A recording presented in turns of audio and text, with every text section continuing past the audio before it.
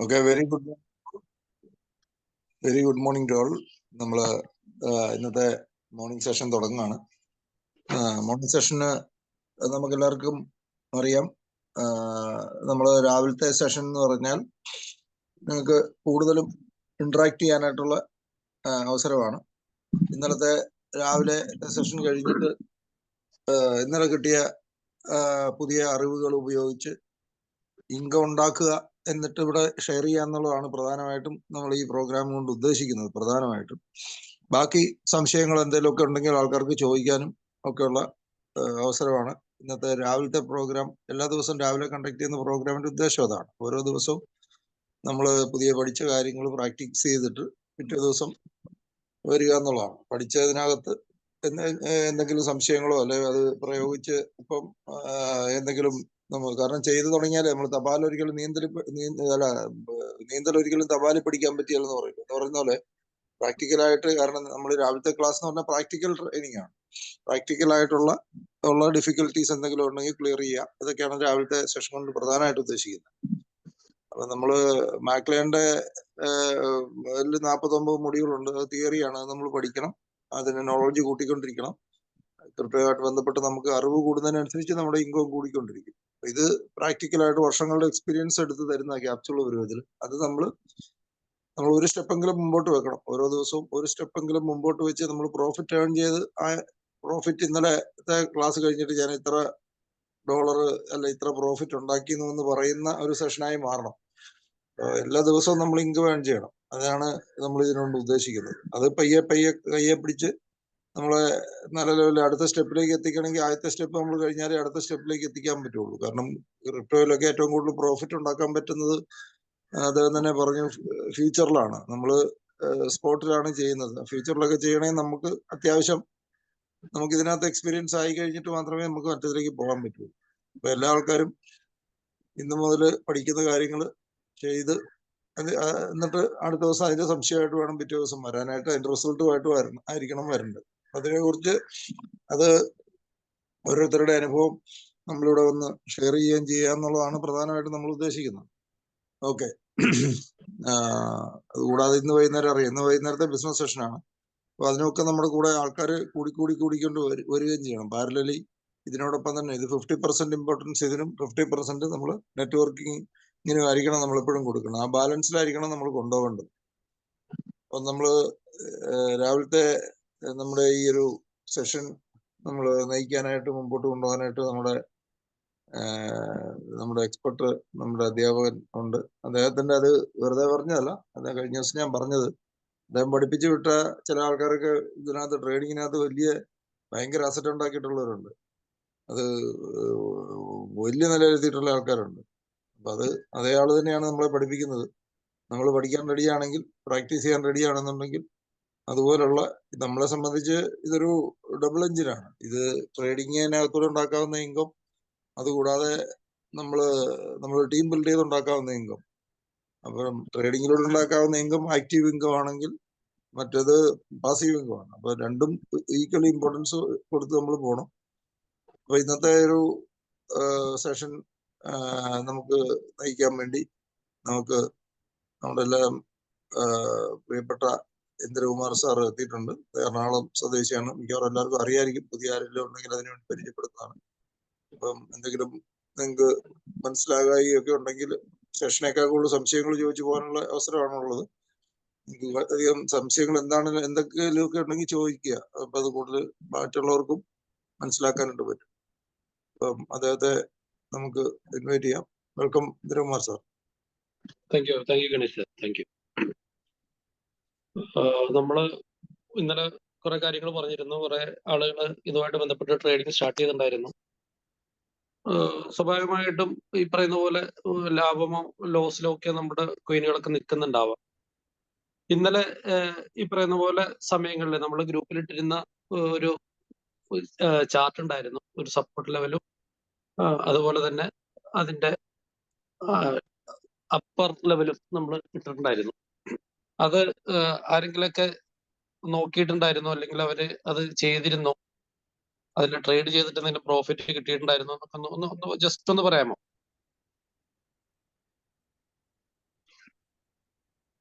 അതൊന്ന് ഒന്ന് ജസ്റ്റ് ആ കാര്യങ്ങൾ ഇപ്പൊ ഇന്നലെ സപ്പോർട്ട് ലെവലും നമ്മൾ അതുപോലെ തന്നെ റെസിസ്റ്റൻസ് ലെവലും നമ്മൾ 2 ലെവലുകൾ ഒരു 4-5 പാർട്ടായിട്ട് ബിറ്റ്കോയിന്റെ സൊളാനയുടെ കിട്ടണ്ടായിരുന്നു.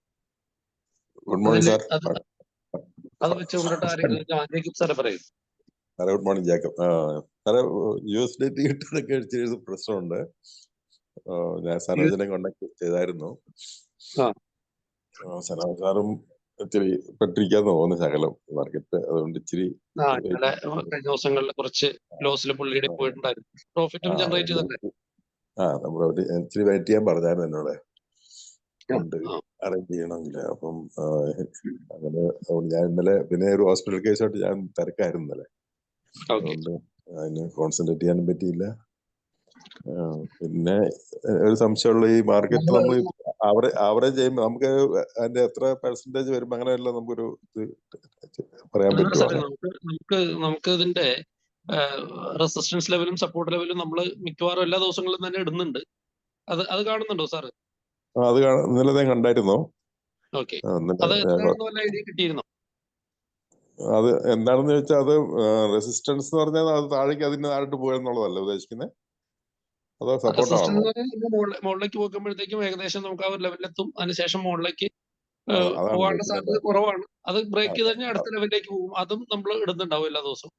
അതുപോലെ തന്നെ സപ്പോർട്ട് താഴത്തേക്ക് അല്ലേ? സപ്പോർട്ട് താഴത്തേക്കുള്ളല്ലേ? അത് എനിക്കൊരു കൺഫ്യൂഷൻ ഉണ്ടായിരുന്നു ഇച്ചിരി. ഓർത്തിരുന്ന. പിന്നെ ആവറേജ് ചെയ്യുമ്പോൾ നമുക്കൊരു എന്തൊരു കാൽക്കുലേഷൻ അതിന്റെ ഒരു ഇപ്പൊ 20 മേടിച്ചു അല്ലെങ്കിൽ പിന്നെ 40 അങ്ങനെ ആ രീതിയിൽ കണ്ടിന്യൂ ചെയ്യാന്നുള്ള. പക്ഷെ എത്ര തമ്മിലുള്ള ലെവല് എത്ര താഴെ വരുമ്പോഴാ അങ്ങനെ എല്ലാം ഉണ്ടോ? നമ്മൾ തന്നെ ഒരു രക്ഷകളായിരിക്കും. നമ്മൾ തന്നെ തീരുമാനിക്കുന്നതാണ് സാറേ. നമുക്ക് എത്രത്തോളം ബൈ ചെയ്യാൻ പറ്റും എന്നുള്ളതിനെ കുറിച്ച് നമ്മൾ തന്നെ തീരുമാനിച്ചിട്ട് വേണം അത് ചെയ്യാനായിട്ട്. അതെ അല്ലേ? Okay sir. അതുകൊണ്ട് വരുന്ന ഒരു ഡൗട്ട് ഉണ്ടായിരുന്നേ. പിന്നെ ഓരോ പ്രാവശ്യം ചെയ്യുമ്പോൾ വേറെ ഡൗട്ട് വരും. അത് പിന്നെ ചോദിച്ചോളാം. ഓക്കെ. നമുക്ക് ഇപ്പോഴത്തെ BTCയുടെ മാർക്കറ്റ് ലെവൽ എന്ന് പറയുന്നത് 76 സംതിങ് ആണെന്നാണ് എൻ്റെ ഒരു $76,000 അല്ലെങ്കിൽ 75,000 എത്തുന്ന ഒരു സാഹചര്യമാണ് ഇപ്പൊ നിലവിലുള്ളത്. കാണുന്നുണ്ടോ ഇന്നത്തെ 75,915? കാണുന്നുണ്ട്. ഓക്കെ. ഇന്നലെ രാത്രി എന്ന് പറയുന്നത് ഏകദേശം ഒരു 7:30 മണിക്കൊക്കെ നമുക്ക് ഇതിന്റെ മാർക്കറ്റ് എന്ന് പറയുന്നത് ഒരു $80,000 ഇന്നലെ രാവിലെ നമ്മൾ തുടങ്ങുന്ന സമയത്ത് ഏകദേശം 80, 81 അല്ലെങ്കിൽ 79 അതന്നെ. ഇന്നലെ നമ്മൾ തുടങ്ങുന്ന സമയത്ത് 79 നമ്മൾ തുടങ്ങുന്നു. 6:30 മണിയാകുമ്പോൾ നമ്മൾ ക്ലോസ് ചെയ്ത സമയത്ത് ഏകദേശം 80, 81 വരെ എത്തിയിരുന്നു. ഈ ക്യാൻഡിലാണ് നമ്മൾ ഇപ്പൊ കാണുന്ന ഒരു ക്യാൻഡിലാണ് ഇന്നലെ നമ്മുടെ ഓപ്പണിംഗ് ടൈമും 6:30 കാണുന്നുണ്ടോ? ആ സമയത്ത് ഓപ്പണിംഗ് എന്ന് പറയുന്നത് 79,000 നമ്മൾ അത് വർത്തമാനം പറഞ്ഞുകൊണ്ടിരിക്കുന്ന സമയത്ത് തന്നെ 80,590 വരെ മാർക്കറ്റ് കയറുകയും ചെയ്തിരുന്നതാണ്. ആ സമയത്ത് ഞാൻ പറഞ്ഞിരുന്നതാണ് നിങ്ങൾക്ക് ഇത് മേടിക്കാൻ പറ്റുന്ന ഒരു സമയമാണെന്നാണ് ഇന്നലെ ഞാൻ പറഞ്ഞിരുന്നത്. അതിനുശേഷം നടന്ന കുറെ കാര്യങ്ങൾ എന്ന് വെച്ചിട്ടുണ്ടെങ്കിൽ മാർക്കറ്റ് താഴത്തേക്ക് പോയതും മുകളിലേക്ക് വന്നതുമായിട്ടുള്ള കുറെ കാര്യങ്ങൾ നമ്മൾ ഇങ്ങനെ നോക്കി കഴിഞ്ഞിട്ടുണ്ടെങ്കിൽ ഇന്നലെ രാത്രി നമ്മൾ ക്ലോസ് ചെയ്യുന്ന സമയമാകുമ്പോഴത്തേക്കും ഏകദേശം ഇത് രാത്രി 7:30 ഒരു ചാർട്ടാണ്. 7:30 8 മണി വരെയുള്ളത്. ആ സമയത്ത് വീണ്ടും മാർക്കറ്റ് ഹയസ്റ്റ് 80,250 ആ മണിക്കൂറിൽ 78,481 ഒക്കെ വന്നിരുന്ന ഒരു സാഹചര്യമുണ്ട്. അപ്പൊ ഇതിന്റെ ഇടയ്ക്ക് ഇതുണ്ട്. നമ്മൾ രാവിലെ തുടങ്ങിയ സമയം 80 സംതിങ് ആയിരുന്നു. അത് ക്ലോസ് ചെയ്ത സമയം ഇന്നലെ രാവിലെ 6:30 തൊട്ട് രാത്രി 7:30 വരെ, അല്ലെങ്കിൽ രാവിലെ 7 തൊട്ട് രാത്രി 7:30 വരെയുള്ള ആ ഒരു സമയം എന്ന് പറയുന്നത് നമുക്ക് മാർക്കറ്റ് നമ്മൾ നോക്കുമ്പോഴത്തേക്കും വലിയ മാറ്റങ്ങളില്ലാതെ ആ 80-നും നിന്നിരുന്ന ഒരു സാഹചര്യം ഉണ്ടായിരുന്നു. പക്ഷെ അതിന്റെ ഇടയ്ക്ക് സംഭവിച്ച കുറെ കാര്യങ്ങൾ നിങ്ങൾ ക്യാൻഡിൽസ് നോക്കിയാൽ നിങ്ങൾക്ക് മനസ്സിലാവും. മാർക്കറ്റ് ഏറ്റവും താഴത്തേക്ക് വന്നിട്ട് ആ ദിവസം തന്നെ മാർക്കറ്റ് താഴത്തേക്ക് വന്നിട്ട് 78,812 വരെ വന്നു. 78, അതായത് $2,000 വ്യത്യാസം, $2,000-3,000 വ്യത്യാസം പല സമയങ്ങളിലും സംഭവിച്ചിട്ടുണ്ട്. ചില സമയങ്ങളിൽ $1,000 താന്നു, ചില സമയങ്ങളിൽ $2,000 വന്നു, ചില സമയങ്ങളിൽ $3,000 വരെയൊക്കെ താഴ്ന്ന സാഹചര്യം ഉണ്ടായി. ഇത് നമ്മൾ ട്രേഡ് ചെയ്യാനായിട്ട് ഉള്ള ആൾക്കാർ ഫോക്കസ് ചെയ്ത് ട്രേഡ് ചെയ്യണമായിരുന്നെങ്കിൽ ഇപ്പൊ നേരത്തെ ജേക്കബ് സാർ പറഞ്ഞതുപോലെ തന്നെ നമ്മൾ ചിലപ്പോൾ നേരത്തെ 85-നും 86-നും ഒക്കെ മേടിച്ചിരുന്ന ആൾക്കാരായിരിക്കും. അതുകൊണ്ടിട്ട് എന്ത് ചെയ്യാൻ പറ്റില്ല. നമ്മൾ ഈ മാർക്കറ്റിൽ ഈ വിലയ്ക്ക് നമുക്ക് ചിലപ്പോൾ $80,000 വിൽക്കാം. $5,000 ലോസാണ് വരുന്നത്. അപ്പൊ നമ്മൾ സ്വാഭാവികമായിട്ടും അത് വിൽക്കാനായിട്ട് നമ്മൾ തയ്യാറായിട്ടുണ്ടാവില്ല. അങ്ങനെ നമ്മൾ തയ്യാറാവാത്തത് കൊണ്ടിട്ട് തന്നെ നമുക്ക് ഒരു ലാഭമോ നഷ്ടമോ ഒന്നും വന്നിട്ടുണ്ടാവില്ല. അങ്ങനെ കിടക്കണായിരിക്കും. പക്ഷെ നമ്മള് തിരിച്ച് നമ്മൾ വീണ്ടും ആലോചിച്ച് കഴിഞ്ഞാൽ നമ്മൾ 88-ന് മേടിച്ചത് അവിടെ നിൽക്കട്ടെ എന്ന് വിചാരിച്ചുകൊണ്ടിട്ട് തന്നെ വീണ്ടും നമ്മൾ 80-ന് മേടിച്ചിരുന്നെങ്കിൽ, അല്ലെങ്കിൽ ഈ പറഞ്ഞ പോലെ 78-ന് മേടിച്ചിരുന്നെങ്കിൽ, പല സമയങ്ങളിലും നമ്മൾ ഇന്നലെ നമ്മുടെ സപ്പോർട്ട് ലെവലും റെസിസ്റ്റൻസ് ലെവലും നമ്മൾ ഇട്ടിരുന്നു. അത് ഒന്ന് നോക്കി കഴിഞ്ഞിരുന്നെങ്കിൽ നിങ്ങൾക്ക് എന്താ ഇതൊക്കെ സംഭവിക്കുമെന്ന് നിങ്ങൾക്ക് ഒരു പ്രൊഡിക്ഷൻ 100% അല്ലെങ്കിൽ പോലും ഒരു 90%-ഉം അതിന്റെ അടുത്തും ആ ലെവലിലും ഒക്കെ വരുന്ന ഒരു സാഹചര്യം നമുക്ക് കാണാൻ പറ്റും. അപ്പൊ ആ ഓരോ സമയങ്ങളിൽ നമ്മൾ ബൈ ഓർഡർ നമ്മൾ വെറുതെ ആ റെസിസ്റ്റൻസ് ലെവലിൽ കൊണ്ടുപോയി സെൽ ഓർഡറും താഴത്ത് വന്നിട്ട് 100% വേണ്ട, നമ്മൾ പുതിയതായിട്ട് മേടിക്കുന്നത് മാത്രം ചെയ്താൽ മതി. മറ്റതവിടെ കിടക്കട്ടെ എന്ന് വിചാരിച്ചാൽ പോലും നമുക്ക് ഈ പറയുന്ന പോലെ നമുക്ക് പ്രോഫിറ്റിലേക്ക് എത്താൻ പറ്റും. ഇനി ബൈ ചാൻസിൽ നമ്മൾ 85,000 രൂപയ്ക്ക് മേടിച്ച ഒരാളാണെങ്കിൽ അതിന്റെ ഒരു കുറച്ച് ഇരട്ടി നമ്മുടെ ഫണ്ടുകൾ ഉണ്ടെങ്കിൽ എന്ത് ചെയ്യാം, നമുക്ക് 78-800 വരുന്ന സമയത്ത് കുറച്ചധികം മേടിച്ച് വെച്ചാൽ, അല്ലെങ്കിൽ ഇപ്പൊ ഇന്നത്തെ മാർക്കറ്റ് $75,000 നിൽക്കുന്ന, സോറി ഒരു മിനിറ്റ്,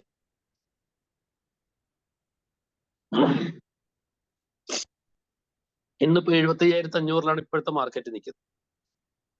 ഓക്കെ, നമ്മള് ഇത് തുടങ്ങുന്ന സമയത്ത് ഏകദേശം 76,000-ൽ വന്നതാണ്. ഇപ്പൊ $400 ഈ ഒരു 10 മിനിറ്റ് കൊണ്ട് നമുക്ക് താഴത്തേക്ക് പോയി.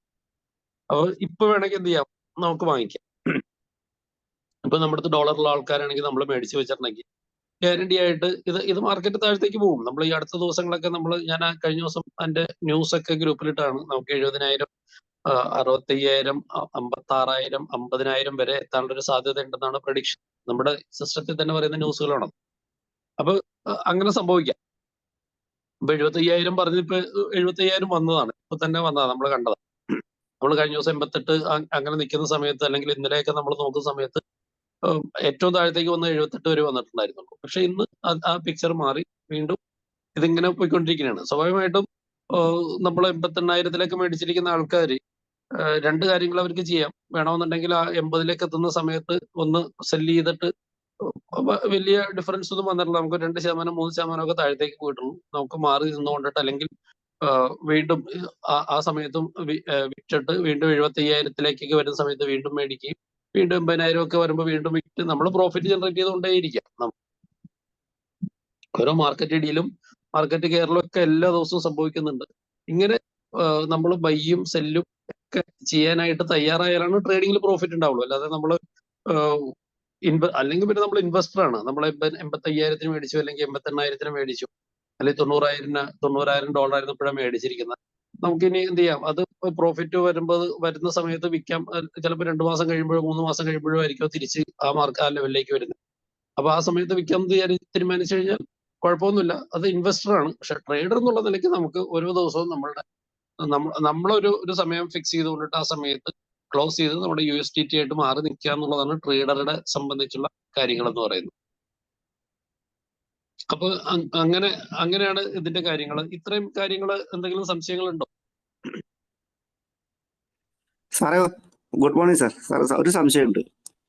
ചോദിച്ചോളൂ സാറേ. ഇപ്പൊ ഒരു ന്യൂസിന്റെ കാര്യം പറഞ്ഞില്ല. അപ്പൊ ന്യൂസ് എന്ന് പറഞ്ഞാൽ ഇപ്പൊ ഈ ന്യൂസ് ഇടുന്നത് നമ്മുടെ എക്സ്ചേഞ്ച് തന്നെ ഇടുന്ന ന്യൂസുകളാണോ, ഇനി അതല്ല മറ്റേതെങ്കിലും ഏജൻസികൾ ഇടുന്ന ന്യൂസ് ആണോ? ഏകദേശം സാറ് പറഞ്ഞില്ല. ഇതിലെ ന്യൂസ് എന്ന് പറയുന്നത് ഡിഫറെന്റ് ആയിട്ടുള്ള, ഇതിൽ ട്രേഡ് ചെയ്യുന്ന പല ആൾക്കാരും ന്യൂസ് ചെയ്യുന്നുണ്ടാവും. ഇപ്പൊ ഇതാണ് ന്യൂസ് എന്ന് പറയുന്നത്. ഇതില് ഓരോ സമയങ്ങളിൽ ബിറ്റ്കോയിൻ വേൾഡ് എന്ന് പറയുന്ന ഒരു ഗ്രൂപ്പാണത്. അവര് ആക്ച്വൽ ട്രേഡർമാരാണ്. അവര് മാർക്കറ്റിൽ ഉണ്ടാകുന്ന കുറെ കാര്യങ്ങൾ അവര് സ്റ്റഡി ചെയ്യുന്നുണ്ടാവും. അവരാണ് ഈ ന്യൂസ് ഇതിലേക്ക് പോസ്റ്റ് ചെയ്യുന്നത്. നമുക്കും പോസ്റ്റ് ചെയ്യാം ഇതിലേക്ക് ന്യൂസുകളൊക്കെ വേണമെന്നുണ്ടെങ്കിൽ.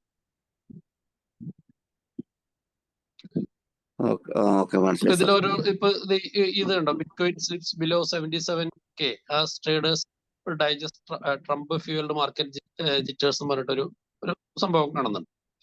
അപ്പൊ അത് ആ ലെവലിലേക്ക് വന്നു. അവരുടെ ഒരു പ്രൊഡിക്ഷൻ 100% കറക്റ്റ് ആയി. അതിൽ 77,000-ൽ താഴത്തേക്ക് വന്നു കഴിഞ്ഞു. കാര്യം രാവിലെ നമ്മൾ ഇന്നലെ രാത്രിയൊക്കെ 80,000 81 നിന്നിരുന്ന സാധനമാണ് $4,000 ഇടിയുമെന്ന് ഉള്ളൊരു പ്രഡിക്ഷൻ അവര് ഓൾറെഡി പറഞ്ഞു കഴിഞ്ഞു. അത് വന്നും കഴിഞ്ഞു. ഇപ്പൊ നമുക്ക് 75,000 അവർ വന്നു. അതുപോലെ ഓരോ ആൾക്കാരുടെയും ന്യൂസുകൾ ഇങ്ങനെ ഇതിലേക്ക് പോസ്റ്റ് ചെയ്യുന്നുണ്ടാവും. നമുക്കും നമ്മുടെ മാർക്കറ്റും ഇപ്പൊ ട്രംപിന്റെ കാര്യങ്ങളും അവര് ഇന്റർനാഷണലി ഈ മറ്റു രാജ്യങ്ങളിലേക്കുള്ള ടാക്സ്, അവരുടെ പ്രൊഡക്റ്റിന് ടാക്സ് ഏർപ്പെടുത്തുന്നതും കാര്യങ്ങളൊക്കെ മനസ്സിലാക്കി കഴിഞ്ഞിട്ടുണ്ടെങ്കിൽ ഓട്ടോമാറ്റിക്കലി നമുക്കും പ്രിഡിക്റ്റ് ചെയ്യാൻ പറ്റും ഈ കാര്യങ്ങൾ. ഓക്കെ, അല്ല എല്ലാ ആൾക്കാർക്കും ചെയ്യാം. അത് ഇതുമായിട്ട് ബന്ധപ്പെട്ടുകൊണ്ടിട്ട് തന്നെ ഓഫ്കോഴ്സ് ഇതിന്റെ ട്രേഡേഴ്സ് അല്ലെങ്കിൽ ബിറ്റ്ഗെറ്റ് എന്ന് പറയുന്ന എക്സ്ചേഞ്ച് അവരുടെ ഒരു കൺക്ലൂഷനും ഉണ്ടാവും എല്ലാ ദിവസവും ന്യൂസിൽ. അടുത്ത കുറെ ദിവസങ്ങൾ എന്ത് സംഭവിക്കാൻ പോകുന്നു എന്നുള്ളത്.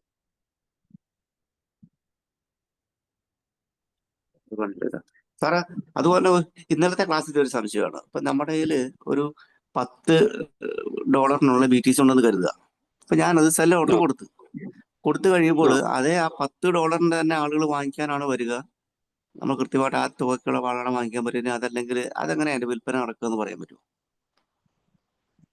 $10 എന്നുള്ളതൊക്കെ ഓൾമോസ്റ്റ് ഇപ്പൊ നിങ്ങൾ $10 വിൽക്കാനിട്ടിരിക്കുന്ന സമയത്ത് ഞാൻ അതേ സമയത്ത് ഒരു $100 മേടിക്കാനിട്ടുണ്ടെങ്കിൽ നിങ്ങളുടെ ഒന്നും ഞാൻ വാങ്ങിച്ചിട്ടുണ്ടാവും. വേറെ $10 $50 ഒക്കെ വിൽക്കാനിട്ടിരിക്കുന്ന ആൾക്കാരുടെ ഉണ്ടാവും. അവരുടെ എല്ലാം കൂടെ ആയിരിക്കും എനിക്ക് കിട്ടുക. അതെങ്ങനെ സാർ കളക്ട് ചെയ്യാൻ തരാം? അത് നമ്മുടെ എക്സ്ചേഞ്ചിന് ആക്കി കൊടുക്കുക അതോ അവർ സിസ്റ്റം ആക്കി കൊടുക്കുന്നുണ്ടല്ലോ? എക്സ്ചേഞ്ചിൽ അപ്പൊ തന്നെ ഈ നമ്മള് ഇതിന്റെ ഒരു ഗ്രാഫ് ഞാൻ താഴത്തേക്ക് കാണിച്ചു തരാം. ഇതാണ് നമ്മുടെ ബൈയും സെല്ലും നടക്കുന്ന സംഭവം. അതെ. ഇതിലിപ്പോ 75,188 വിൽക്കാൻ വന്നിരിക്കുന്നത് 0.005822 എന്ന് പറയുന്ന ഒരു ആളാണ്. അവരത് വിൽക്കാൻ വെക്കുന്ന സമയത്ത് നമ്മുടെ ഒരു ഓർഡർ നമ്മൾ $100 വിൽക്കാൻ അല്ലെങ്കിൽ വാങ്ങാൻ നിൽക്കുകയാണെന്നുണ്ടെങ്കിൽ നമുക്ക് കിട്ടുന്നത് ആ സമയത്ത് ആരൊക്കെ വന്നിട്ടുണ്ടോ, നമ്മളുടെ പ്രൈസിൽ ആരൊക്കെ വന്നിട്ടുണ്ടോ അതെല്ലാം വെച്ചിട്ടായിരിക്കും നമ്മൾ ബൈ ചെയ്യുന്നത്. നമ്മൾ സിംഗിൾ ബൈ ആ ഒരു സെക്കൻഡ് കൊണ്ടിട്ട് നമുക്ക് 4 പേരുടെ നമ്മൾ മേടിച്ചിട്ടുണ്ടാവും. നമ്മുടെ സിസ്റ്റത്തിൽ നോക്കുമ്പോൾ നമ്മൾ സിംഗിൾ ബൈ ആയിട്ടായിരിക്കും നമുക്ക് കാണുക. മനസ്സിലായില്ല? അത് വലിയ എമൗണ്ട് ആണെങ്കിൽ ഇപ്പൊ നമ്മൾ വലിയ എമൗണ്ട് ആണ് ചെയ്യണമെന്നുണ്ടെങ്കിൽ ഈ പറയുന്ന പോലെ ചില സമയങ്ങളിൽ നമ്മളുടെ ബൈ ഓർഡർ വരുമ്പോൾ നമുക്ക് പല സ്പ്ലിറ്റ് ആയിട്ടായിരിക്കും നമുക്ക് കാണുന്നത് ചില സമയങ്ങളിൽ. ക്ലിയർ ആയോ? ഓക്കെ സാർ, ക്ലിയർ ആയി, മനസ്സിലായി. ഓക്കെ.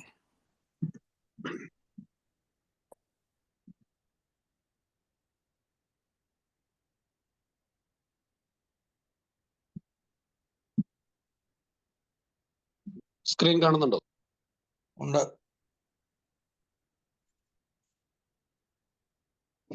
ഇത് ബൈ ഓർഡറും സെൽ ഓർഡറും ഒക്കെയാണ് ഈ കാണുന്നത്. ഞാൻ വാങ്ങിക്കുന്ന സാധനത്തിന്റെയാണ്. ഓക്കെ, ഇതിന്റെ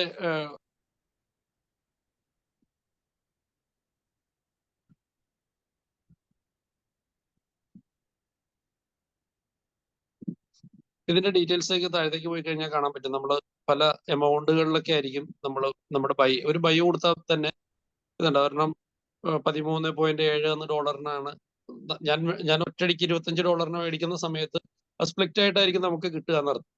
താഴത്ത് $9.5 നമ്മൾ കിട്ടുന്നത്. 0.0011 BTC ആണ് നമുക്ക് കിട്ടിയിരിക്കുന്നത്. അതിന്റെ തൊട്ട് മുകളിൽ ഇതിങ്ങനെ നമ്മൾ ഒരു ബൈ ചെയ്യുന്ന സമയത്ത് ചിലപ്പോൾ എന്താ വെച്ചിട്ടുണ്ടെങ്കിൽ സ്പ്ലിറ്റ് ആയിട്ട് പല ആൾക്കാരുടെ എന്നുള്ള ആ ഒരു ചെറിയ മൈന്യൂട്ട് ആയിട്ട് ഒരു സെക്കൻഡിന്റെ ഒക്കെ വ്യത്യാസത്തിൽ ആയിരിക്കും നമ്മളുടെ ഇങ്ങനെ ആയിരിക്കും വരിക. ഒറ്റ ഓർഡറും ആയിരിക്കും. ഓർഡർ നമ്പർ നോക്കുമ്പോൾ എല്ലാം സെയിമും ആയിരിക്കും. കാണുന്നുണ്ടോ?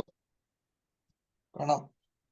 അപ്പൊ അത് നമ്മൾ ബാധിക്കുന്ന പ്രശ്നമല്ല. അപ്പോൾ ഒരു സെക്കൻഡിന്റെ ഒരു ഫ്രാക്ഷനിലെ നമുക്ക് ചിലപ്പോൾ 10 സെല്ലേഴ്സിന്റെ ആയിരിക്കും ഒരു ബൈ നടക്കുന്നത്. അല്ലെങ്കിൽ ഒരു സെല്ലർ നടക്കുമ്പോൾ 10 പേരായിരിക്കും ബൈ ചെയ്ത് പോവുക.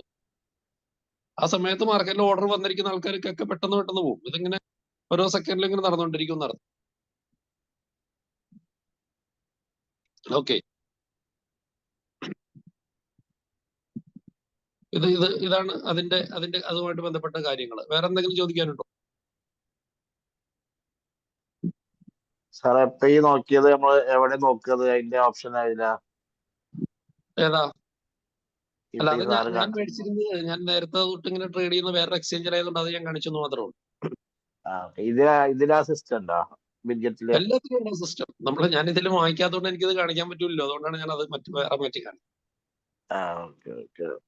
ഈ ബിറ്റ്ഗെറ്റിന്റെ പ്ലാറ്റ്ഫോം ഫീ ഇച്ചിരി കൂടുതലാണോ സാർ, അതോ കമ്പാരിറ്റീവ്ലി കുറവാണോ? കേട്ടില്ല. നമ്മൾ ചെയ്യുന്ന ബിറ്റ്ഗെറ്റിന്റെ പ്ലാറ്റ്ഫോം ഫീ ഇല്ലേ, അത് കൂടുതലാണോ അതോ കമ്പാരിറ്റീവ്ലി കുറവാണോ? ഇതില് നമ്മൾ ചെയ്യേണ്ടതെന്ന് വെച്ചിട്ടുണ്ടെങ്കിൽ നമുക്ക് രണ്ട് കാര്യങ്ങളുണ്ട്. നമുക്ക് നോർമലി ഏത് കോയിൻ നമുക്ക് ട്രേഡ് ചെയ്യാം, USDTക്ക് അനുവാദ്യമായിട്ട് ട്രേഡ് ചെയ്യാം. അപ്പൊ നമ്മുടെ എക്സ്ചേഞ്ചില് നമ്മുടെ കോയിൻ, അതായത് ഇപ്പൊ ബിറ്റ്ഗെറ്റിലാണെങ്കിൽ BGB എന്ന് പറയുന്ന കോയിൻ ഉണ്ട്, ബിറ്റ്ഗെറ്റിന്റെ കോയിൻ ഉണ്ട്. ആ കോയിൻ നമ്മളൊരു ചെറിയ ഒരു ക്വാണ്ടിറ്റി നമ്മൾ മേടിച്ചു വെച്ചാൽ അതാണ് ഫ്യൂൽ ഫീ ആയിട്ട് എടുക്കുന്നതെങ്കിൽ, കോമൺ ആയിട്ട് നമ്മുടെ അസറ്റ് ആയിട്ട് നമ്മുടെ അടുത്ത് കിടപ്പുണ്ടെങ്കിൽ ഓട്ടോമാറ്റിക്കലി അതായിരിക്കും ഡിഡക്ട് ചെയ്യുക. അങ്ങനെ ഡിഡക്ട് ചെയ്യുമ്പോൾ നമുക്ക് 0.01% ആയിരിക്കും ചാർജ് വരുന്നത്. അത് കുറച്ച് മേടിച്ചു വെച്ചാൽ മതി അല്ലേ? അത് നമ്മുടെ ഒരു $10 നമ്മൾ സ്ഥിരം ട്രേഡ് ചെയ്യാനുള്ള ഉദ്ദേശിക്കുന്ന $10 അത് മേടിച്ചു വെച്ചിട്ടുണ്ടെങ്കിൽ അതിൽ നിന്ന് അവര് ഡിഡക്ട് ചെയ്ത് എടുത്തോളും. അപ്പൊ അങ്ങനെ എടുക്കുമ്പോൾ നമുക്ക് 0.01% ആയിരിക്കും ചെയ്യുക. ഇനി അതൊന്നും നമ്മുടെ അടുത്ത് ഇല്ല എന്നുണ്ടെങ്കിൽ അവര് USDT ആയിട്ടോ അല്ലെങ്കിൽ BTC ആയിട്ടോ ആയിരിക്കും നെക്സ്റ്റ് ഫ്യൂൽ ഫീ കളക്ട് ചെയ്യുന്നത്. അപ്പൊ അങ്ങനെ കളക്ട് ചെയ്യുമ്പോഴത്തേക്കും 0.25 വരും. മറ്റത് 0.01 ആണ് വരുന്നതെങ്കിൽ 0.25 വരും. അതായത് നമുക്ക് ഓൾമോസ്റ്റ് അതിന്റെ ഇരട്ടി കൊടുക്കേണ്ടി വരും ഫ്യൂൽ ഫീ എന്ന് പറയുന്നത്. അതിപ്പോ മേടിച്ചു വെച്ചാൽ മതി കുറച്ച്. അതെ, അതൊരു $10 മേടിച്ചു വെച്ചിട്ടുണ്ടെങ്കിൽ നമുക്ക് എപ്പോഴും ലാഭമാണ്. അതായത് രണ്ട് കാര്യങ്ങളാണുള്ളത്. അതിന്റെ യൂട്ടിലിറ്റി കൂടുമ്പോഴത്തേക്കും ആ കോയിന്റെ വില കയറും ഓട്ടോമാറ്റിക്കലി. അപ്പൊ എക്സ്ചേഞ്ചുകാർ അതിന് വേണ്ടിയിട്ട് തന്നെയാണ് അത് അങ്ങനെ ഒരു കാര്യം ചെയ്യണത്. എല്ലാരും അപ്പൊ അത് മേടിച്ചു വെക്കണം എന്നുള്ള നല്ല ഐഡിയ. ട്രേഡ് ചെയ്യാൻ ഉദ്ദേശിക്കുന്ന ആൾക്കാരൊക്കെ സ്വാഭാവികമായിട്ട് അവർക്ക് ഒരു 10 ട്രേഡ് നടക്കുമ്പോഴത്തേക്കും അവർക്ക് സാധാരണ ഒരു വലിയ എമൗണ്ടിന്റെ ട്രേഡ് ഒക്കെ നടക്കണമെങ്കിൽ ഒരു $2 ചെലവ് വരുന്നു എന്ന് വിചാരിക്കാം. അല്ലെങ്കിൽ ഒരു $2.5 ചെലവ് വരുന്ന ഒരു സാധനത്തിന് DGB ആണ് ഉപയോഗിക്കുന്നതെങ്കിൽ $1 തീരും. നമ്മുടെ ഗ്രൂപ്പിൽ ആർക്കെങ്കിലും USDT കൊടുക്കാറുണ്ടോ എന്ന് ചോദിച്ചാൽ സാർ എനിക്ക് വേണമായിരുന്നു. USDT ഈ സാറിന് എത്ര ദൂരം വേണോ? ഇനി 500 കിട്ടുമെങ്കിൽ ഞാൻ ഏർപ്പാടാക്കി തരാം. Thank you sir.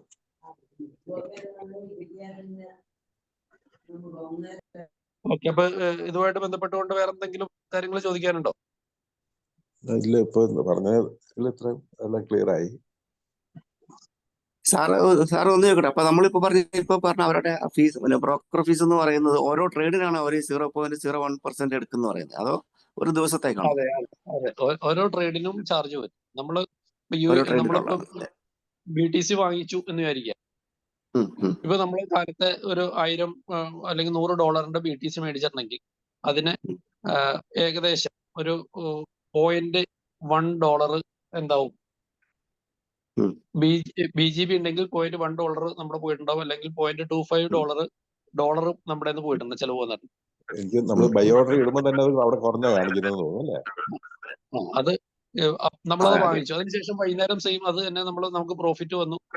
നമ്മളൊരു $101 ആയി. നമ്മള് അല്ലെങ്കിൽ ഒരു കുറച്ച് നേരം കഴിഞ്ഞപ്പോൾ $1 നമുക്ക് പ്രോഫിറ്റ് കിട്ടി. നമ്മൾ സെല്ല് കൊടുക്കുമ്പോഴത്തേക്കും ഓട്ടോമാറ്റിക്കലി അതിൽ നിന്ന് 0.025% എന്ത് പോയിട്ടുണ്ടാവും? USDT നമ്മുടെ ഡിഡക്റ്റ് ആയിട്ടുണ്ടാവും. അത് ഒരു ദിവസം നമ്മൾ 100 ബൈ നടന്നാൽ 100 ബൈക്കും 100 സെല്ല് നടന്നാൽ 100 സെല്ലിനും ഈ ചാർജ് ഈടാക്കും.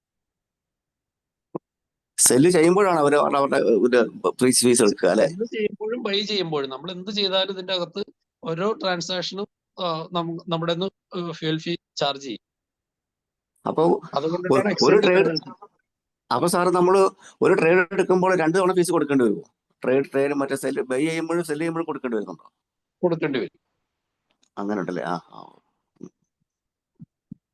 സാറേ, ആ ഗ്യാസ് ഫീന്നല്ലേ നമ്മുടെ ടീമിൽ നിന്ന് കിട്ടുന്ന ഇൻകം വരുന്നത്? അതിന്റെ 50% എന്ത് ചെയ്യുന്നുണ്ടെന്ന് വെച്ചിട്ടുണ്ടെങ്കിൽ നമ്മൾ ബിറ്റ്ഗെറ്റിൽ ട്രേഡ് ചെയ്യുമ്പോൾ ഒരു അഡ്വാൻറ്റേജ് അതാണ്. നമുക്ക് അതിന്റെ 50%, 50%, ആ ബ്രോക്കറേജിന്റെ 50% നമുക്ക് തന്നെ തിരിച്ചു തരുന്നുണ്ട്. അത് നമ്മുടെ ടീമിൽ നമ്മുടെ 100 പേരുണ്ടെങ്കിൽ ഓക്കെ ഓക്കെ മനസ്സിലായി. നമ്മുടെ ടീമിൽ ഒരു 100 പേരുണ്ട്, അവർ ട്രേഡ് ചെയ്യുന്നുണ്ടെങ്കിൽ ഈ പറയുന്ന പോലെ ഒരു ദിവസം നമ്മൾ $1 ഒരാള് ഫ്യൂൽ ഫീ ആയിട്ട് ട്രേഡ് ഫീ ആയിട്ട് കൊടുക്കുന്നുണ്ടെങ്കിൽ നമ്മൾ വലിയ വോളിയം ഒക്കെ വരുമ്പോഴാണ് $1 ഒക്കെ വരുള്ളൂ. അങ്ങനെ $1 വരുന്നുണ്ടെങ്കിൽ നമുക്ക് എന്ത് ചെയ്യും, $0.5 നമുക്ക് കിട്ടും, $0.5 കമ്പനിക്ക് കിട്ടും എന്ന് പറഞ്ഞാൽ നമ്മളൊരു എക്സ്ചേഞ്ചിന് തുല്യമായിട്ടുള്ള ഒരു കാര്യം നമുക്കും കിട്ടേണ്ടെന്ന്. അങ്ങനെ നമ്മുടെ അടുത്തൊരു 100 പേരുണ്ടെങ്കിൽ നമുക്ക് എന്താവും, ഈ $0.5 വെച്ച് നമുക്ക് കിട്ടണമെങ്കിൽ 100 പേരുണ്ടെങ്കിൽ $50 നമുക്ക് കിട്ടിയില്ലേ ഒരു ദിവസം. അതിനാണ് നമ്മൾ ടീം ജനറേറ്റ് ചെയ്യണമെന്ന് പറയുന്നത്. അപ്പൊ $50 എന്ന് പറയുമ്പോൾ വലിയ തുകയാണ്. നമ്മൾ നോർമലി അത് നമ്മുടെ ടീം മെമ്പേഴ്സിന്റെ വോളിയം കൂട്ടിക്കഴിഞ്ഞിട്ടുണ്ടെങ്കിൽ നമുക്ക് അതിനനുസരിച്ച് കൊണ്ടിട്ട് വലിയ തുക കിട്ടും നടത്തും. ഓക്കെ മനസ്സിലായി സാർ. ഒരാള് തന്നെ പല പ്രാവശ്യം ട്രേഡ് ചെയ്യുമ്പോ അപ്പോഴും കൂടുവാണല്ലോ അല്ലേ? അതാ ഞാൻ പറഞ്ഞു, ഓരോ ട്രേഡിനും നമ്മൾ USDT നമ്മൾ വേറൊരാളുടെ കളക്ട് ചെയ്ത് നമ്മുടെ സിസ്റ്റത്തിൽ വരുമ്പോൾ നമുക്ക് ചാർജ് ഒന്നുമില്ല. മറിച്ച് നമ്മൾ ആ USDT ഉപയോഗിച്ചുകൊണ്ട് BTCയോ സോളാനയോ ഡോജോ ഏത് കോയിൻ നമ്മൾ മേടിച്ചാലും അപ്പൊ എന്ത് സംഭവിക്കുമെന്ന് വെച്ചിട്ടുണ്ടെങ്കിൽ അതിന് ട്രേഡിംഗ് ഫീ ചാർജ് ചെയ്യും. അത് കുറച്ച് കഴിഞ്ഞ് പ്രോഫിറ്റ് ആകുമ്പോൾ നമ്മൾ വിൽക്കുന്ന സമയത്ത് എന്താവും, വീണ്ടും അതിന് ട്രേഡ് ഫീ കൊടുക്കേണ്ടി വരും. ഞാൻ പറഞ്ഞു 0.01% ഉള്ളൂ. വലിയ നമുക്ക് $1 കിട്ടുമ്പോഴത്തേക്ക് നമുക്ക് 0.01% കൊടുത്താൽ മതി. അതായത് ഏകദേശം നമ്മുടെ ഒരു രൂപയ്ക്ക് 1 രൂപയാണെന്ന് വിചാരിക്കുക ഒരു ട്രേഡിന്റെ ഫീസ് കൊടുക്കുന്നത്, അല്ല ട്രേഡ് പ്രോഫിറ്റ് വരുന്നത്. 1 രൂപ വരുമ്പോഴത്തേക്ക് നമുക്ക് 1 പൈസ പോലും വരുന്നില്ല, 0.01 ആണ് വരുന്നത്. അതായത് 1 പൈസയുടെ 10% വരുന്നുള്ളൂ എന്നർത്ഥം.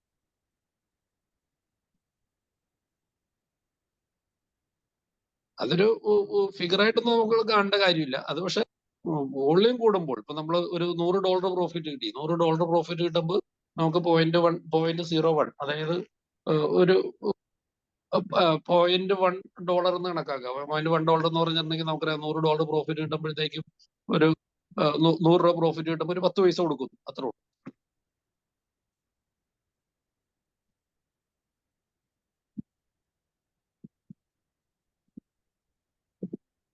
ഓക്കെ,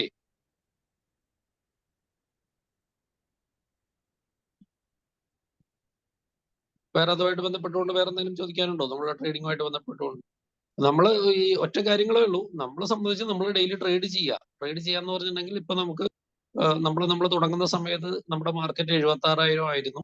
അത് നമ്മൾ തുടങ്ങിയ കുറച്ച് 2 മിനിറ്റ് കഴിഞ്ഞപ്പോൾ തന്നെ അത് 75,900 പോയി, പിന്നെ 75,000 താന്നു. ഇപ്പൊ നമ്മുടെ മാർക്കറ്റ് നിൽക്കുന്നത് 74,683.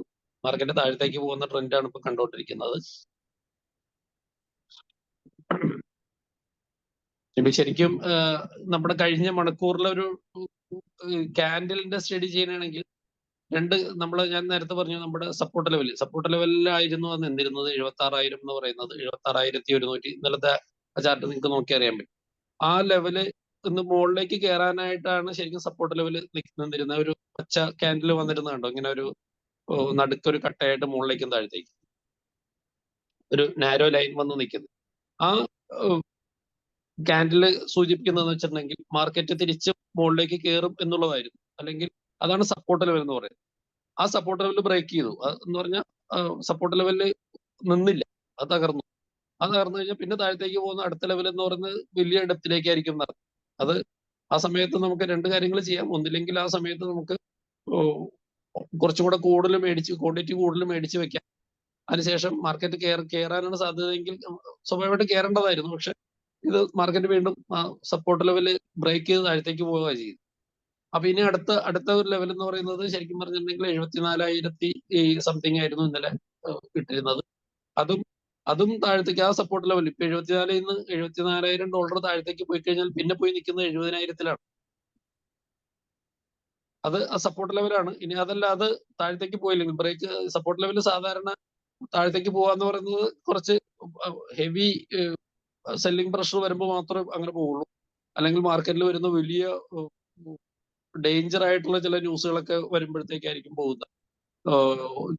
ചില സാങ്കേതിക അല്ലെങ്കിൽ സാമ്പത്തിക വിദഗ്ധരുടെ ചില പ്രൊഡിക്ഷൻസ് അത് വെച്ചുകൊണ്ടിട്ട് മാർക്കറ്റിൽ വരാൻ പോകുന്ന കുറെ കാര്യങ്ങൾ ഇപ്പൊ ഇന്ത്യ അമേരിക്ക എന്തെങ്കിലും ഇഷ്യൂസ് അങ്ങനെയൊക്കെ വരുമ്പോഴാണ് ആ സപ്പോർട്ട് ലെവൽ ബ്രേക്ക് ആയി പോകാറ് സാധാരണ. അപ്പൊ അങ്ങനത്തെ ഇതിലാണ് ഇപ്പോഴത്തെ ഒരു കണ്ടീഷനിലാണ് മാർക്കറ്റ് താഴത്തേക്ക് പോയത്. ഇനിയിപ്പോ ഈ 74,500 അല്ലെങ്കിൽ 74,400 എന്നൊക്കെ പറയുന്ന ആ ഒരു ബ്രേക്ക് താഴത്തേക്ക് പോയാൽ പിന്നെ പോയി നിൽക്കുന്നത് 72,000-ലും 70,000-ത്തിലേക്കൊക്കെ ആയിരിക്കും. പിന്നെ അങ്ങനെ അത് ബ്രേക്ക് ചെയ്തില്ല എന്നുണ്ടെങ്കിൽ ഓട്ടോമാറ്റിക്കലി മുകളിലേക്ക് കയറും. മുകളിലേക്ക് കയറി കഴിഞ്ഞിട്ടുണ്ടെങ്കിൽ അടുത്ത റെസിസ്റ്റൻസ് ലെവൽ വരുന്ന സമയത്ത് നമുക്ക് ഹോൾഡ് ചെയ്യാതെ നമുക്ക് വിൽക്കുകയോ പ്രോഫിറ്റ് ആക്കുകയോ ഒക്കെ ചെയ്യാം. ഇങ്ങനത്തെ ഒരു ലെവൽ വരുമ്പോൾ എന്താ വെച്ചിട്ടുണ്ടെങ്കിൽ തുടങ്ങുമ്പോഴത്തേക്കോ ഈ സാധനം മാർക്കറ്റ് താഴത്തേക്ക് പോകാൻ തുടങ്ങുമ്പോൾ രണ്ട് കാര്യങ്ങൾ നമ്മൾ ചെയ്യും. ഒന്നില്ലെങ്കിൽ സെല് ചെയ്ത് മാറുക. നമുക്കൊരു 3-4% ലോസിൽ ആയിരിക്കും നമുക്ക് സെല് ചെയ്യേണ്ടി വരിക. അപ്പൊ പോലും നമുക്ക് 4% നഷ്ടം വരുള്ളൂ എന്നർത്ഥം.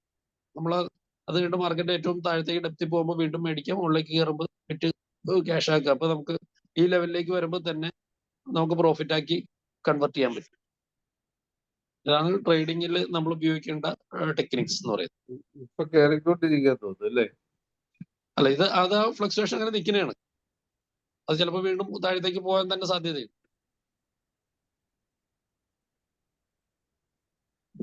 അത് അടുത്ത മണിക്കൂർ നമ്മൾ 7:30 ആകുമ്പോഴത്തേക്കും ആ ക്യാൻഡലിന്റെ പൊസിഷൻ എങ്ങനെയായിരിക്കും എന്ന് തുടങ്ങുമ്പോൾ തന്നെ നമുക്കറിയാൻ പറ്റും.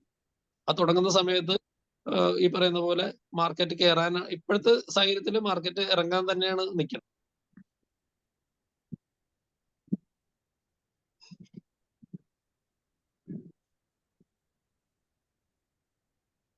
ഇതിപ്പോ ഈ സമയത്ത് എന്താ സംഭവിക്കണമെന്ന് വെച്ചിട്ടുണ്ടെങ്കിൽ കുറച്ച് ആൾക്കാർ മാർക്കറ്റ് താന്നത് കൊണ്ടിട്ട് താന്ന് നിൽക്കുന്ന സമയത്ത് കുറെ ബയേഴ്സ് ഓട്ടോമാറ്റിക്കലി ഇപ്പൊ 75,000-ൽ കുറെ കിട്ടുമല്ലോ എന്ന് വിചാരിച്ചിട്ട് കുറെ മേടിക്കുന്നുണ്ടാവും. 80,000-ലൊക്കെ വിൽക്കാന്നുള്ള കണക്കൂട്ടിലായിരിക്കും ട്രേഡർമാർ ഇപ്പൊ മേടിക്കുന്നത്. ലാർജ് ട്രേഡർമാർ എപ്പോഴും അങ്ങനെയാണ്. ഓരോ സമയങ്ങളിലും അവർ മേടിക്കുന്നുണ്ടാവും. ഇപ്പൊ ചില ആൾക്കാർ എന്ത് ചെയ്യും, ഒരു 10 BTC മേടിക്കും. അത് കഴിയുമ്പോഴത്തേക്കും കുറച്ച് കഴിയുമ്പോഴത്തേക്കും മാർക്കറ്റ് വീണ്ടും താഴ്ന്ന് കാണുമ്പോഴത്തേക്കും അവർ വീണ്ടും അതിന്റെ കൂട്ടത്തിൽ ഒരു 10 BTC കൂടെ മേടിക്കും, അല്ലെങ്കിൽ 20 BTC കൂടെ മേടിക്കും. അപ്പൊ അവർക്ക് ആവറേജ് ചെയ്തിട്ടുണ്ടാവും. അവർക്ക് ഈ പറയുന്ന പോലെ ഇപ്പൊ 75-ൽ നിൽക്കുന്ന സാധനം അവർക്ക് ഒരു 76 ആകുമ്പോൾ വിറ്റ് കഴിഞ്ഞിട്ടുണ്ടെങ്കിൽ തന്നെ അവർക്ക് ഓരോന്നിനും 10, 20, 10, 30 BTC മേടിച്ചിട്ടുണ്ടെങ്കിൽ പൈസ മുടക്കിയിട്ടാണല്ലോ അവർ മേടിക്കുന്നത്. അപ്പൊ $1,000 വെച്ച് $30,000 കിട്ടൂലേ. സംഭവം അവര് 30 BTC മേടിക്കുമ്പോൾ 2 കോടി രൂപ 2.5 കോടി രൂപ മുടക്കിയിട്ടുണ്ട്. പക്ഷെ അത് കയറുന്ന സമയത്ത് അവർക്ക് 30 ലക്ഷം രൂപ പ്രോഫിറ്റ് കിട്ടി. അതാണ്.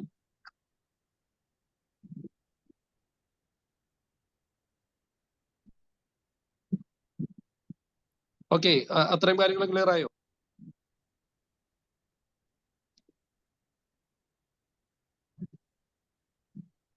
ഓക്കെ. സംശയങ്ങളുണ്ടെങ്കിൽ ഇനി ചോദിക്കാം. നമുക്ക് ഇതുപോലെ ട്രേഡിങ്ങിനെ കുറിച്ചുള്ള കാര്യങ്ങൾ മാത്രമേ നമുക്ക് കോമൺ ആയിട്ട് ഇതിൽ ചർച്ച ചെയ്യാനുള്ളൂ. അതിന്റെ കാര്യങ്ങൾ നിങ്ങൾക്ക് ഓരോ ദിവസവും ട്രേഡ് ചെയ്തുള്ള ഒരു എക്സ്പീരിയൻസ് വന്നാലാണ് ഈ പറയുന്ന പോലെ നിങ്ങൾക്ക് സംശയങ്ങൾ കൂടുള്ളൂ. അതെ അതെ, ഇതുവരെ പറഞ്ഞ ക്ലിയർ ആണ്.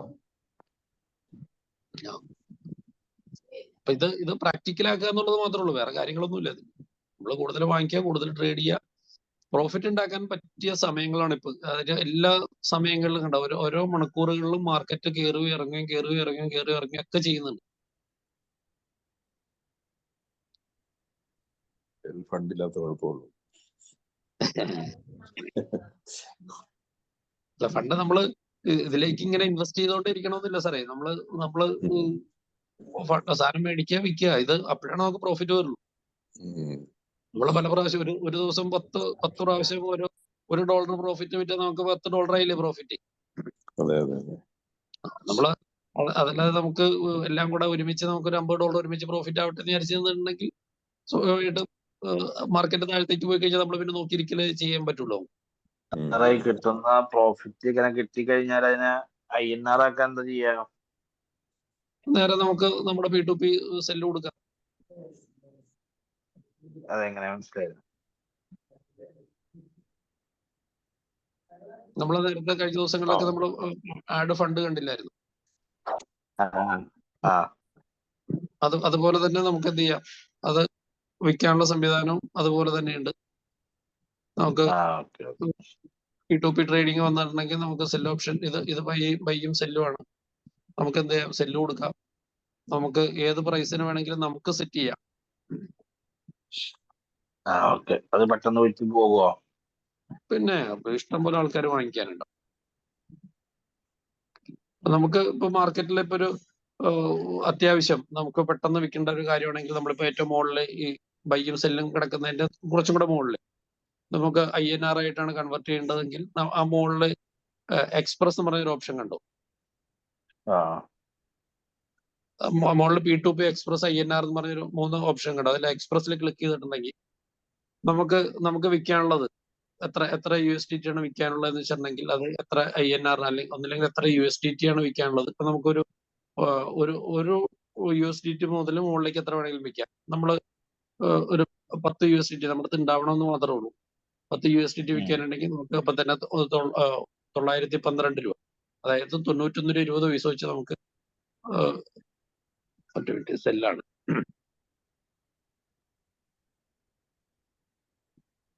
നമ്മുടെ അടുത്ത് ഉണ്ടെങ്കിൽ നമുക്കൊരു 10 USDT ഉണ്ടെങ്കിൽ നമ്മുടെ അടുത്ത് ഇല്ല, അതുകൊണ്ടിട്ടാണ് അടിക്കുമ്പോൾ 0 വരും.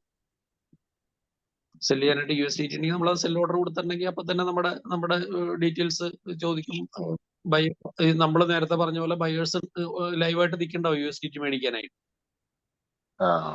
അപ്പോൾ നമ്മളുടെ എമൗണ്ട് എത്ര USDT വിൽക്കാനുള്ളത് അടിച്ചു കൊടുത്തിട്ടുണ്ടെങ്കിൽ നമ്മുടെ അക്കൗണ്ടിലേക്ക് ഫണ്ട് വന്നതിന് ശേഷം മാത്രം നമ്മൾ എന്ത് ചെയ്യുക, നമ്മൾ ഇത് റിലീസ് ചെയ്താൽ മതി. നമ്മൾ അതിനൊരു ടൈം ഒക്കെ നമുക്ക് നമ്മുടെ അടുത്ത് ചോദിക്കേണ്ട എത്ര 15 മിനിറ്റ് കൊണ്ട് നമുക്ക് 15 മിനിറ്റ് കൊണ്ട് സെല്ല് ചെയ്താൽ മതി. അപ്പൊ അങ്ങനെ 15 മിനിറ്റ് കൊണ്ട് നമ്മൾ സെല്ല് കൊടുക്കണം. അല്ലെങ്കിൽ അവർ അപ്പീലിന് പോയി കഴിഞ്ഞാൽ പിന്നെ നമ്മുടെ ഫ്രീസ് ആവും. പിന്നെ നമ്മൾ അതിന്റെ റീസണും ഒക്കെ കാണിച്ചെങ്കിൽ മാത്രമേ പിന്നെ നമുക്കത് അൺലോക്ക് ചെയ്യാൻ പറ്റൂ. ഈ ട്രാൻസാക്ഷനും ഫീ വരില്ലേ? ഇതിന് ഫീസ് ഇല്ല. ഇത് നമ്മുടെ മുതലാണല്ലോ, നമ്മളത് വിൽക്കുന്നതാണ്. അത് ഓട്ടോമാറ്റിക്കലി നമ്മുടെ ഇന്ത്യ ഗവൺമെന്റ് ആയിട്ട് ടൈപ്പ് ചെയ്തിട്ടുണ്ട് നമ്മുടെ എക്സ്ചേഞ്ച്. അതുകൊണ്ടിട്ട് തന്നെ നമ്മൾ പ്രോഫിറ്റ്, നമ്മളിപ്പോ ഇന്ന് 1 ലക്ഷം രൂപയുടെ സാധനം മേടിച്ചു, നമ്മൾ ഒരു 1.25 ലക്ഷം രൂപയ്ക്ക് തിരിച്ച് വിൽക്കുകയാണെന്നുണ്ടെങ്കിൽ 25,000 പ്രോഫിറ്റ് ആണല്ലോ. അപ്പോൾ ഓട്ടോമാറ്റിക്കലി നമ്മുടെ ഗവൺമെന്റ് നമ്മൾ ഓഡിറ്റബിൾ ആണ് സിസ്റ്റം. ഓട്ടോമാറ്റിക്കലി കുറച്ച് ദിവസം നമ്മൾ ചെറിയ എമൗണ്ട് ഒക്കെ വരുമ്പോഴത്തേക്കൊന്നും ഇൻകം ടാക്സ് ആയിട്ട് നോട്ടീസൊന്നും നമുക്ക് അയക്കില്ല. വലിയ 1 വർഷം കംപ്ലീറ്റ് ആവുന്ന സമയത്ത് വലിയ എമൗണ്ട് ഒക്കെ നമ്മൾ ട്രാൻസാക്ഷൻ നടത്തിയെങ്കിൽ ഓട്ടോമാറ്റിക്കലി അതിന്റെ ഡീറ്റെയിൽസ് കൊടുക്കാൻ പറയും. നമ്മൾ അക്കൗണ്ട്സ് ഫയൽ ചെയ്തിട്ടില്ല എന്നുണ്ടെങ്കിൽ നമ്മളിടുന്ന ടാക്സ് അടയ്ക്കാൻ, ഫൈൻ അടയ്ക്കാനൊക്കെ പറഞ്ഞുകൊണ്ട് നോട്ടീസ് വരും. അത്രയും. അല്ലെങ്കിൽ നോർമലി നമ്മൾ ടാക്സ് അടയ്ക്കുന്ന ആളാണെങ്കിൽ നമ്മൾ റിട്ടേൺസ് കറക്റ്റ് ചെയ്ത് കൊടുത്താൽ നമ്മുടെ എക്സ്പെൻസും മറ്റു കാര്യങ്ങളൊക്കെ കാണിച്ചു കൊടുത്തിട്ടുണ്ടെങ്കിൽ അതിന്റെ ഒരു മിനിമം 5% 2% ഒക്കെ ടാക്സ് അടച്ച് നമുക്ക് സേഫ് ആയിട്ട് നിൽക്കാൻ പറ്റും. ലീഗൽ ആയതുകൊണ്ടിട്ടാണ്.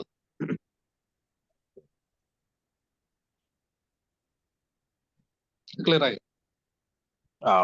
ഇതിന്ന് നമ്മള് ലാഭം ഇങ്ങനെ വരുമ്പോ തന്നെ ടാക്സ് ആയിട്ട് പോകില്ല അല്ലെ? ഇല്ല. അപ്പൊ അങ്ങനെ ഡിഡക്ട് ചെയ്യാനുള്ള സംവിധാനം നിലവിലായിട്ടില്ല.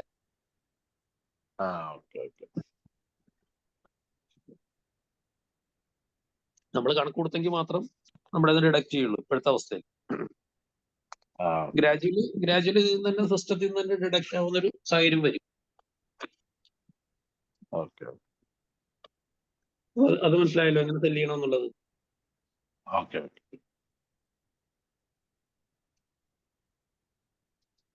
സാറേ ക്രിപ്റ്റോയിൽ 30% ഉണ്ടെന്ന് പറയുന്നുണ്ടല്ലോ സാറേ, അത് എങ്ങനെ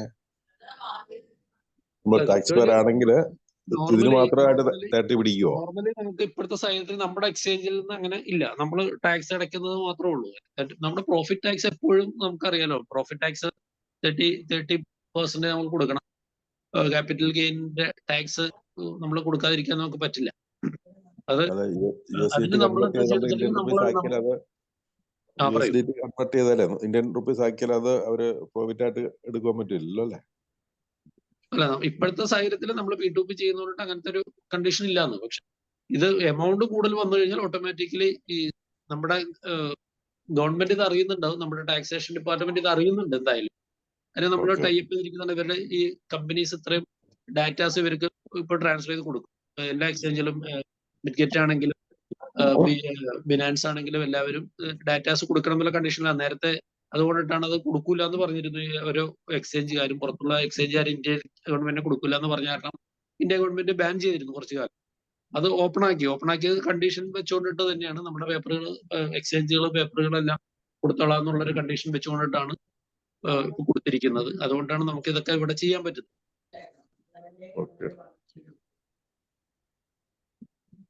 അപ്പൊ ഇമ്മീഡിയറ്റ് ആയിട്ട് നമ്മൾ ടാക്സ് ഒന്നും അടയ്ക്കേണ്ട കാര്യമില്ല. നമ്മള് ക്യാഷ് ആയിട്ട് മാറുമ്പോൾ കൺവേർട്ട് ചെയ്യുമ്പോഴും ഇല്ല.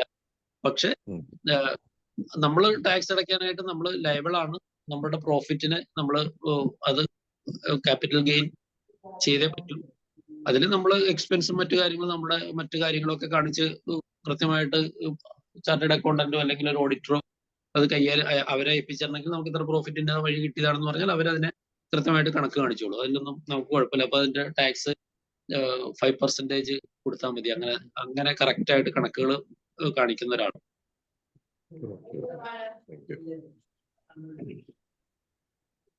ഓക്കെ.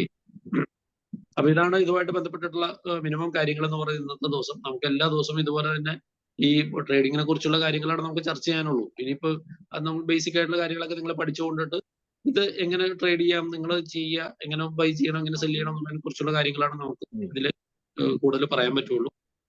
അപ്പൊ അങ്ങനെയുള്ള കാര്യങ്ങൾ നിങ്ങൾ തന്നെ കാര്യങ്ങൾ പറയുക, പഠിക്കുക. അപ്പൊ അതിന്റെ എന്തെങ്കിലും ഡൗട്ടുകൾ ഉണ്ടെങ്കിൽ ചോദിക്കുക. അങ്ങനെ ചോദിക്കുമ്പോൾ അതിന്റെ ആൻസർ ആയിട്ട് നമുക്ക് തരാൻ പറ്റുള്ളൂ. നിങ്ങളുടെ ട്രേഡിൽ നടക്കുന്ന പ്രോഫിറ്റ്, ലോസ്, ഇതൊക്കെ നമ്മുടെ അടുത്ത് പറഞ്ഞെങ്കിൽ മാത്രമാണ് നമുക്ക് എന്ത് ചെയ്യാൻ പറ്റുള്ളൂ, അതിനെക്കുറിച്ചുള്ള കാര്യങ്ങൾ വിശദമായിട്ട് ചർച്ച ചെയ്യാൻ പറ്റുള്ളൂ. ഓക്കെ. ഇനി എന്തെങ്കിലും ചോദിക്കാനുണ്ടെങ്കിൽ ചോദിക്കാം. അല്ലെങ്കിൽ നമുക്ക് ഇതിന്റെ കാര്യം വൈകുന്നേരം നമ്മുടെ പ്രോഗ്രാം ഉണ്ട്. നമ്മൾ പരമാവധി ആൾക്കാരെ ഗണേശ് സാറിന്റെ ഡീറ്റെയിൽസ് ഒക്കെ പറയും. വേറെ എന്തെങ്കിലും പറയാനുണ്ടോ, ചോദിക്കാനുണ്ടോ ഇതുമായിട്ട് ബന്ധപ്പെട്ട്, ട്രേഡിങ്ങുമായിട്ട് ബന്ധപ്പെട്ടുകൊണ്ട്?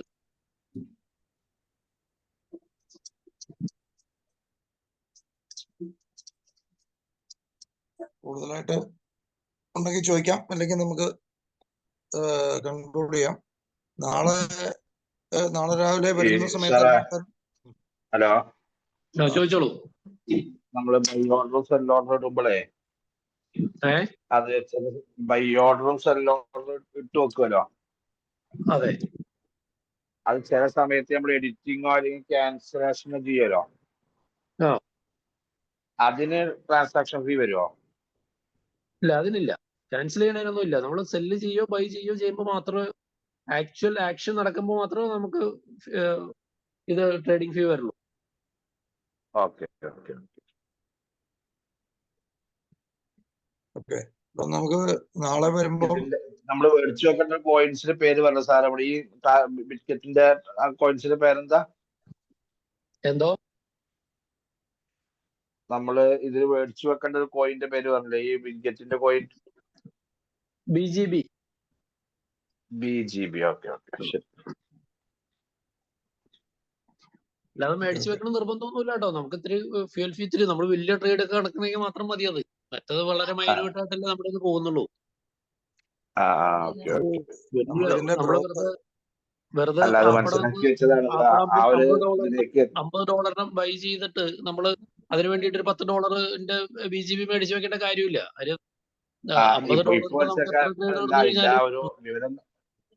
കൃത്യമായിട്ട് അറിയാൻ വേണ്ടി ചോദിച്ചതാണ്. ഇപ്പൊ നമുക്ക് ആവശ്യം വരുന്നില്ല. നമ്മളൊരു $10,000 ഒരു $10,000 ട്രേഡ്, ഇപ്പൊ നമ്മളൊരു $1,000 ഉണ്ടെങ്കിൽ നമ്മളൊരു ദിവസം ഒരു 10 ട്രേഡോ 20 ട്രേഡോ ഒക്കെ എടുക്കുന്ന ഒരു സമയത്ത് ആണ് നമുക്ക് എന്താ ആവശ്യമുള്ളൂ. ഈ പറയുന്ന പോലെ നമുക്ക് $1 നമുക്ക് ചെലവ് വരുള്ളൂ. ഏതിനെ? നോർമലി. പിന്നെ അത് നമ്മൾ BGB ആയി കഴിഞ്ഞിട്ടുണ്ടെങ്കിൽ അതിന് പകരം നമുക്കൊരു $0.50 താഴെ നിൽക്കും. അത്രേ ഉള്ളൂ വ്യത്യാസം. അതായത് നമ്മൾ $10,000 ട്രേഡ് നടക്കുന്ന ഒരു അവസ്ഥ ഉണ്ടെങ്കിൽ മാത്രം അത് മേടിച്ചു വെക്കേണ്ട കാര്യമുള്ളൂ. അല്ലെങ്കിൽ നമ്മൾ അതിന് വേണ്ടിയിട്ട് കുറച്ച് വെറുതെ ഉണ്ടാക്കി നിർത്തേണ്ട കാര്യമില്ലല്ലോ. നമ്മൾ ബ്രോക്കറേജ് കൊടുക്കുന്നതിനെ കുറിച്ചും ടാക്സ് കൊടുക്കുന്നതിനെ കുറിച്ചും അതിൽ നിന്നാണല്ലോ കൊടുക്കുന്നത്. നമ്മൾ അതിനകത്ത് ഒരു എക്സ്ചേഞ്ചിൽ ചെന്നു, നമ്മളൊരു മാർക്കറ്റിൽ ഒരു സാധനം വിൽക്കുന്നു, ആ വിൽപ്പന നടക്കുന്നുണ്ടെങ്കിൽ ആ മാർക്കറ്റിൽ അത് നടത്തിക്കൊണ്ടിരിക്കുമ്പോൾ അതിനകത്ത് അതിനിടയിൽ നമുക്ക് പ്രോഫിറ്റ് ഉണ്ടാകുന്നുണ്ടല്ലോ.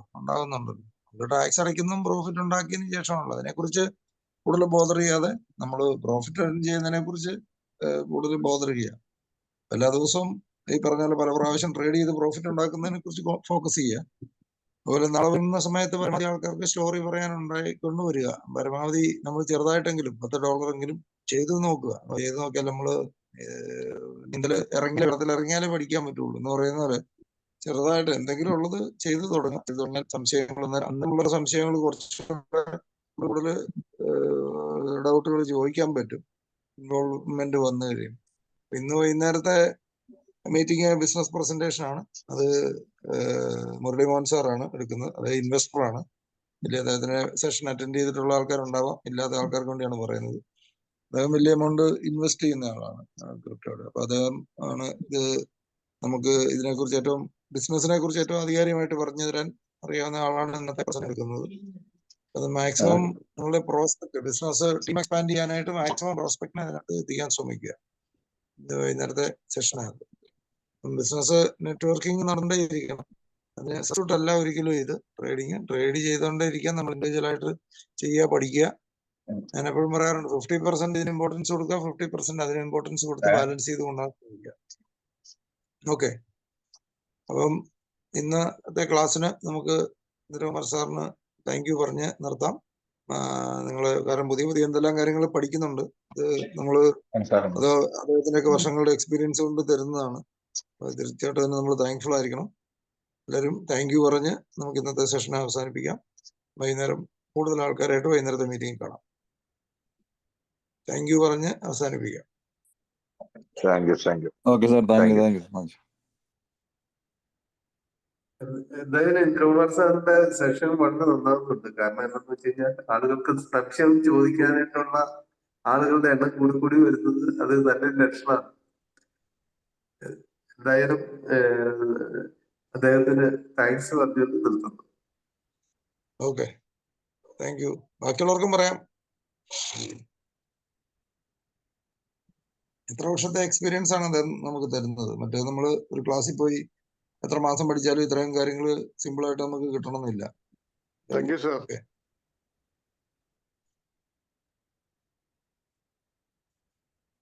Okay, thank you. നമുക്ക് കൺക്ലൂഡ് ചെയ്യാം. Thank you. ചില സമയത്ത് അൺമ്യൂട്ട് ചെയ്യാൻ ഇച്ചിരി പ്രോബ്ലം വരുന്നുണ്ട്. Okay, unmute